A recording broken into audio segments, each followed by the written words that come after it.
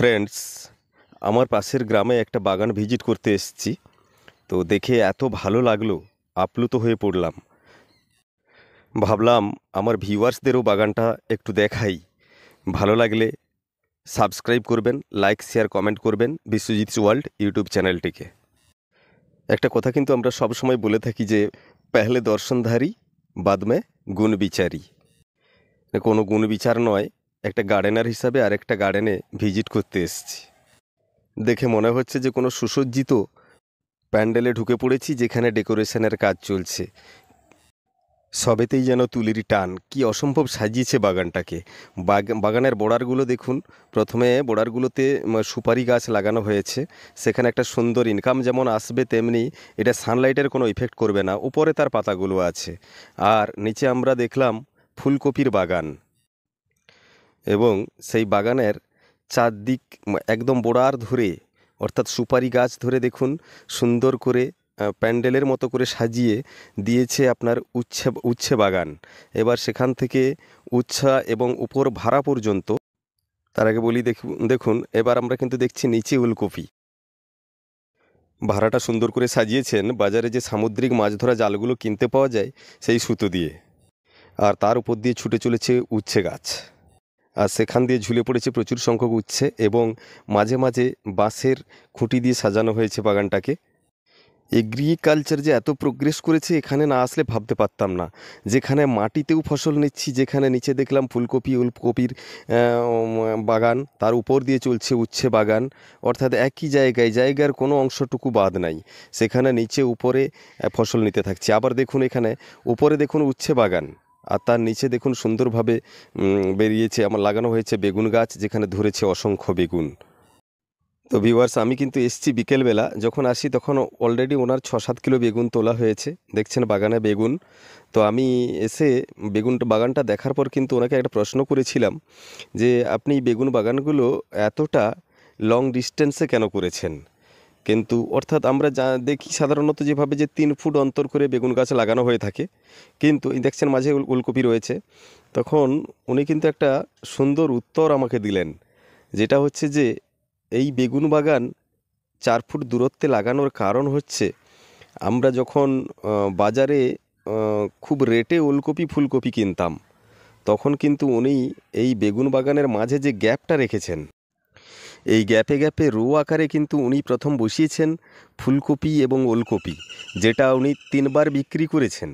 তারপর কিন্তু আবার এখন সেখানে বেগুন গাছগুলো ছোট ছিল, আর ওলকপির এখন দাম কমেছে, ফুলকপির দাম কমেছে। যখন 80 টাকা 100 টাকা দরে ছিল তখন পাইকারি দিয়েছে। সেই ওলকপির বাগান এখন শেষ পর্যায়ে, এখন দাম নেই, তাই ওলকপির বাগান উঠে গেছে। কিন্তু তার গ্যাপে গ্যাপে দেখুন, তখন কিন্তু বেগুন গাছগুলো ছোট ছিল। দেখুন বেগুন গাছ সেই গ্যাপটা কিন্তু পূরণ করছে।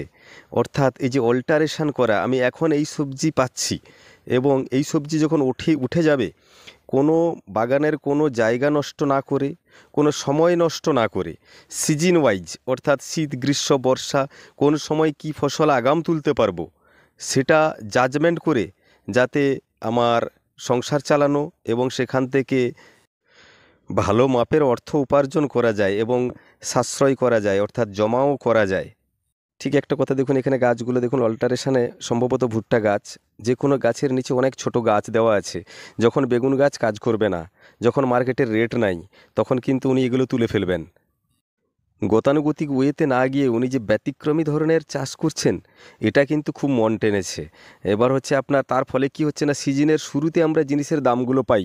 যখন আমরা ওলকপি কিনি 100 টাকা 150 টাকা, তখন কিন্তু উনি পাইকারি দেন। তাহলে সেক্ষেত্রে বেগুনের দামের সেম সিচুয়েশান। যখন দাম কমে গেল, উনি কিন্তু সে বাগানটা আর করছেন না। আমরা যারা এগ্রিকালচারকে ভালোবাসি, এগ্রিকালচার নিয়ে বেঁচে আছি সৃষ্টির আনন্দে, তো তাদের সবার জন্য কিন্তু এই বাগান থেকে আমাদের কিছু জানতে পারা ও শেখার আনন্দ আছে বলে আমার মনে হয়। এবার আমি আপনাদের দেখাই যে, এই দেখুন, আমি যখন আসি তার আগে কিন্তু উনি 2-3 বালতিতে করে বেগুন তুলছেন। আবার আমি যখন আসি তখন এটা লাস্ট স্টেপ চলছে, উনি কিন্তু তুললেন। তারপর দেখাই আপনাদের, দেখুন টমেটোগুলো কিভাবে ধরেছে। আমি কিন্তু অনেক সবজি গার্ডেন দেখেছি, কিন্তু এরকম ডেকোরেশনের আকারে সাজানো গোছানো বাগান এই প্রথম আমি দেখলাম। আপনারা যদি দেখে থাকেন কমেন্ট করবেন অবশ্যই। তাই আজকের বিকেলটা কিন্তু আমার বাগান দেখে খুব ভালোই কাটলো। যেদিকে তাকাই চোখ কিন্তু জুড়িয়ে যায়। আর এরকম সাজানো গোছানো বাগান শুধু দেখতে সুন্দরই নয়, অসুখ বিসুখও কম আসে এবং সেখান থেকে যথেষ্ট পরিমাণে মানে সাশ্রয়ও নেওয়া যায় যদি আমরা ঠিকঠাকভাবে এগ্রিকালচারটাকে অ্যাকসেপ্ট করি এবং এরকম একটা সুন্দর বাগান গড়ে তুলি। তাহলে কিন্তু চাষের মজা যেমন পাওয়া যাবে, তার সঙ্গে কিন্তু আমাদের ইকোনমিক সাশ্রয়টা খুব ভালো করা যাবে।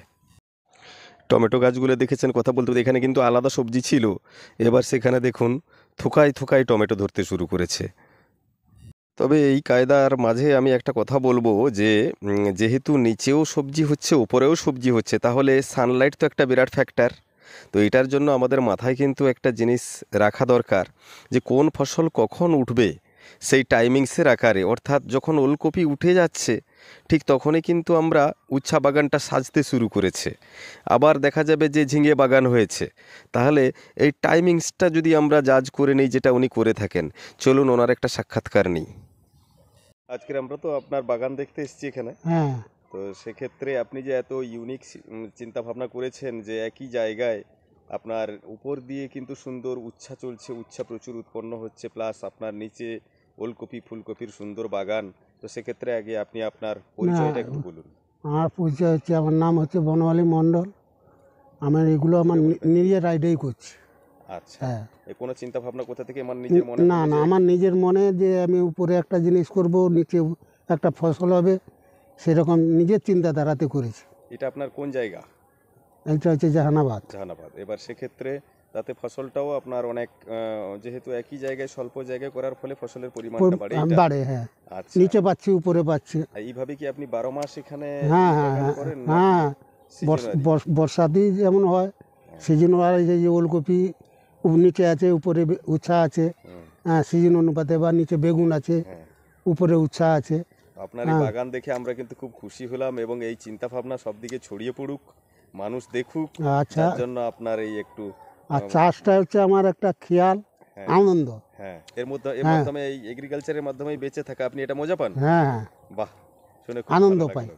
হ্যাঁ, তো এই আপনার তো খুব বড়, শুধু এটা নয়, এত বড় মানে জায়গায় একটু ফেলার স্কোপ নেই, অথচ আপনি এমন সুন্দর বাগান করেছেন, বেগুন বাগান, জায়গা একটু কোনো দিকে ফাঁকা নাই, না না, পড়ে নেই। পড়ে নাই। না তো এই জায়গায় আপনি এগুলো করে কি পাইকারি পাঠান সব? না, বসে দেই, পাইকারি বিক্রি করি দাম দরে হলে, নাহলে বসে বসে বিক্রি করি।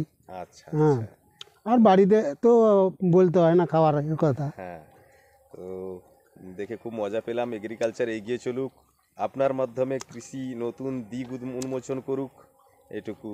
আবার আসবো যাই আপনার হোক বাগান করছি, ভিজিট। ঠিক আছে।